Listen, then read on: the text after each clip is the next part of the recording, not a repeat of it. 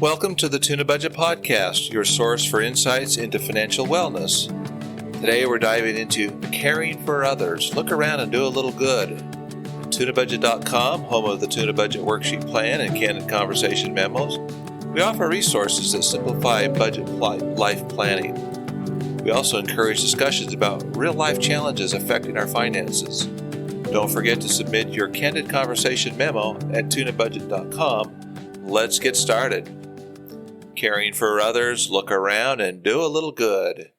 Surely if you breathe or have a Tunabudget worksheet plan at all, there's something you can do to care for others. Everyone has something to share. How generous are you, and do you share? Are you one of the many people that have been blessed with, shall we say, an abundance or even riches? If you have the necessities of life like food, clothing, and shelter, it's possible most of the people in this world would think that you are very rich. But the amount of money or assets is not the point here. The point is that everyone really, regardless of whether you consider yourself rich or poor, has something that could and should be shared with other family members or friends or neighbors, the poor and the sick people, even strangers in need.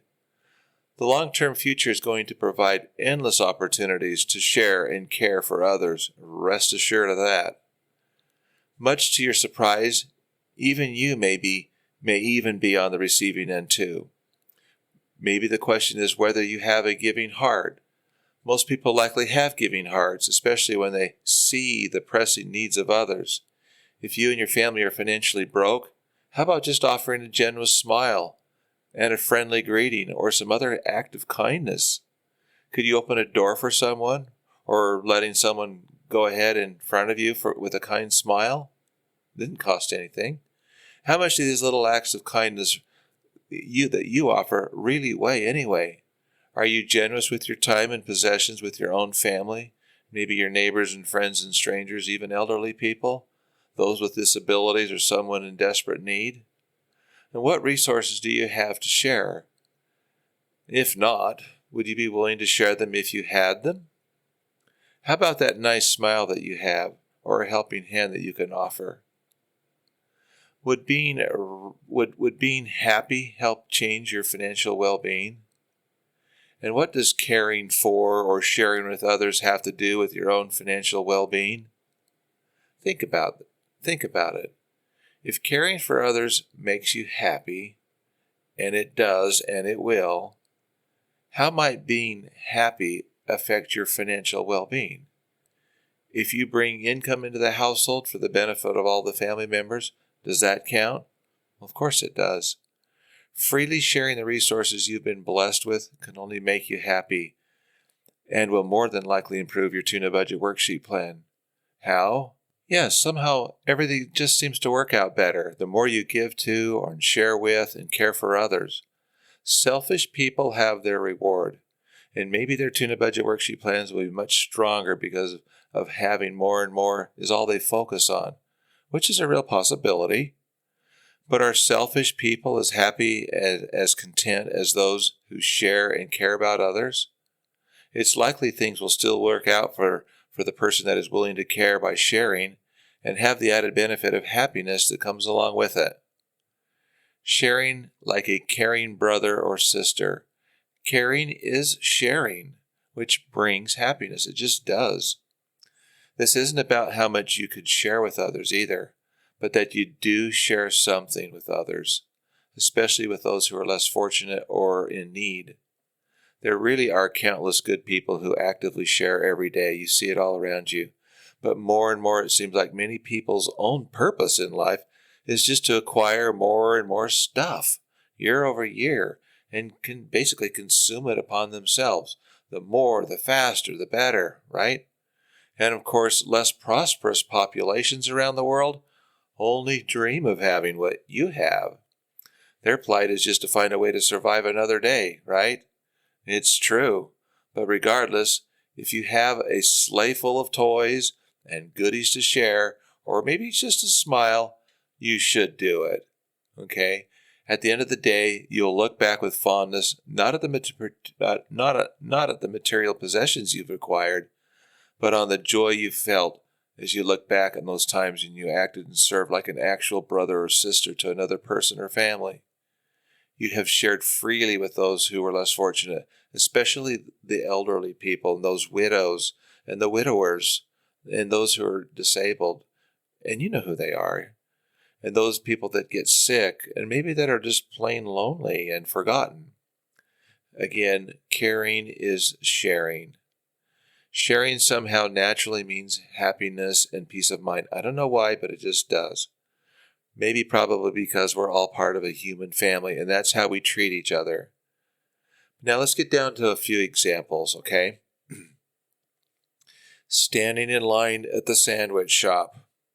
The next time you're at the local sandwich shop, take a good look at the people in line. Is there someone that really has a lot on his or her mind that you can just tell? Do they seem stressed or maybe a bit lonely or upset? What can you do about it? If your Tunabudget worksheet plan is working at all, surely you can afford to step up to the register and pay for their meal. Nothing much has to be said at all. A simple gift can literally restore a person's faith in humanity and breathe hope into a wounded soul, or give them a sense of appreciation or a recognition that's long overdue. If the person you served is religious, for example, when he or she prays, you, a total stranger, may be front and center in their heart. Okay? Has anyone ever done that for you? How do you feel inside? As you can see, this is not about the money. Okay? This is about the human side of things. You can't have those good feelings if you make it about your money. This is about human beings serving each other. The receiver creates an opportunity for the giver to share and care. The giver sacrifices resources to lift another person. When this happens, something special takes place. It's just a piece of paper called cash, right? Or you swipe a piece of plastic. That doesn't make something special take place, right? Rather, it's the human family is coming together in a wonderful way involving, again, not paper or plastic, but a heart reaching out to and being received by another person's heart. This is heart-to-heart connection. Okay? It is not about the money. It's not about the plastic. But that's how you have a heart-to-heart connection. It brings happiness. It brings peace. And hopefully this experience that makes everyone feel so good inside becomes a habit. And your Tunabudget worksheet plan will surely make a little room for more of these experiences. How about the next example? The widow at the meat counter. Okay, you're in the grocery store. She's at the meat counter. Now again, if you choose to do so, slowly go into the grocery store with your eyes open. Maybe you go in there with a single purpose in mind. You're not there ready to even buy anything. You intentionally look at others and seek to discern what's possibly going on in their hearts and in their minds. Because you're asking to see, right? Because your eyes are open, not just your regular eyes, but your heart eyes, right? You might see an elderly woman, probably a widow with a very limited budget, standing next to the meat counter, holding a package of meat in her hands, thinking and staring. In her cart, there's only a handful of items, right? You see her staring at the meat in her hands and have a dreaded thought go into your mind. She's going to put it back on the meat counter. Okay? So she puts it back in the meat section. And then she retrieves it again, right? She picks it back up. And finally it lands back in her cart. And then she picks it up again, and it really finally lands back in the meat cooler and not in her cart. You know what's going on, don't you? Of course you do. How do you know? And why do you know? because you went into the store in the first place with a different purpose, to not see what goes into your own cart, basically, but what's going or not going into the widow's cart. Now, because you have your financial affairs in order and your tuna budget worksheet plan, it'll handle what needs to be done, right? To not make it about you, you ask the nearby store employee to please give the money that you hand him to that elderly lady over there, so she won't know where it even came from. A lonely but still precious, treasured widow will feel that she's loved and noticed and cared about. And the benefactor, you, didn't make it all about you, right? Mission accomplished. So how do you feel inside? Again, this is not about the money. This short ad is sponsored by the Debt Crisis Problem Podcast. Attention listeners, please join us at Tunabudget.com to tune in to the Debt Crisis Problem Podcast, where in plain English, we discuss the 20 risks that could soon fuel a serious economic downturn. We explore these critical risks and offer practical insights for navigating financial uncertainty. Join us for thought-provoking discussions that encourage transparency and more awareness. Subscribe now to stay informed and ready for whatever comes next. Another example, standing in line at the grocery store checkout. Maybe you notice a person or family at the checkout line that you somehow just know is really struggling. Perhaps you can just sense the husband or father is even unemployed, or the person is on a low fixed income. You just know that the grateful mother is overwhelmed and that they're spending money they simply don't have. You step up to the counter when it's time for them to make payment, and you pull out your cash or card and take care of the entire bill. Starting to see? How do you feel inside? The next example is the high school automotive student of a single-parent family. Because you've paid some attention, you've learned about a young man who lives with a single mother who is enthralled with his high school automotive shop as he gains some great automotive skills. He's there all the time. His skills are unmatched, but he doesn't have his own set of tools. And your tuna budget worksheet plan is ready to spring into action. You show up one day with the finest set of automotive tools a young man could ever dream of, and maybe even as an anonymous gift. It's your choice. Or maybe you deliver the gift in person with a firm handshake and an eye-to-eye expression of confidence that you're certain he will become one of the finest mechanics in the country. You have no idea that you've just changed a person's life forever, his future family, the community, and the world. Now imagine the thousands of dollars just put down on the gambling table each minute, and how those dollars might be stretched toward such a young man. You give him the break he really needed.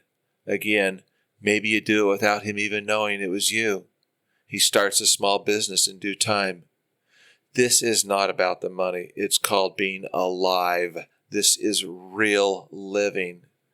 Gambling or throwing money away could not be a more wasteful bet. Gambling is dying, not living. And now you can see the difference too. Isn't this sharing of your abundance what living life is really all about? Honestly, isn't this real living? Of course it is. When you're blessed with some sort of abundance, any amount, even all the way down to a free smile and greeting, just being nice to somebody, this is what we should be doing. The needs and opportunities are all about us everywhere, every minute of the day. If you want this happiness that comes, welcome to such opportunities. You just have to prepare a little bit by pausing and opening your eyes that see, okay? Inside the hearts and minds of your fellow travelers of life. You can discern the needs of others if you want it. Just desire it, and you'll become a new person even. Again, perhaps it's just a simple smile, a kind word of encouragement, or expression of gratitude. We can do that all day, every day. and that's totally free.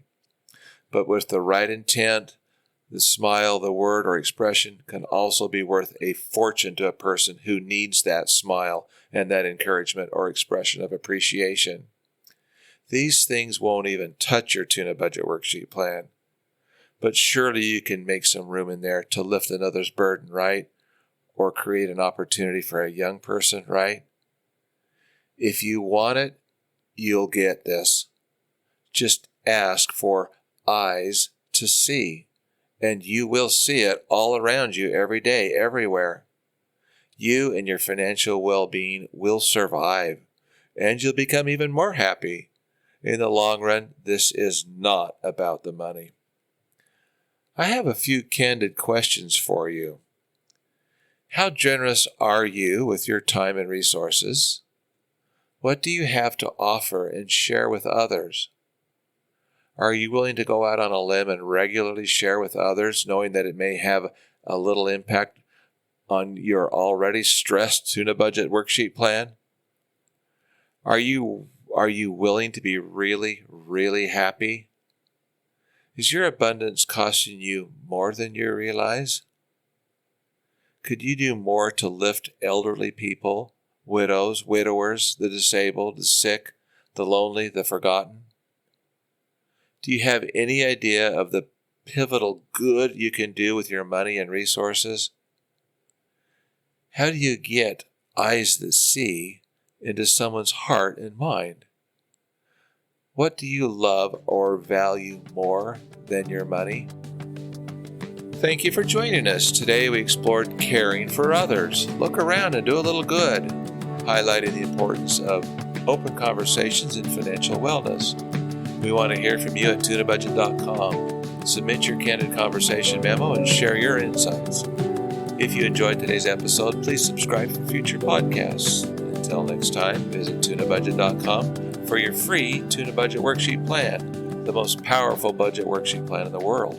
Yours. Thanks again.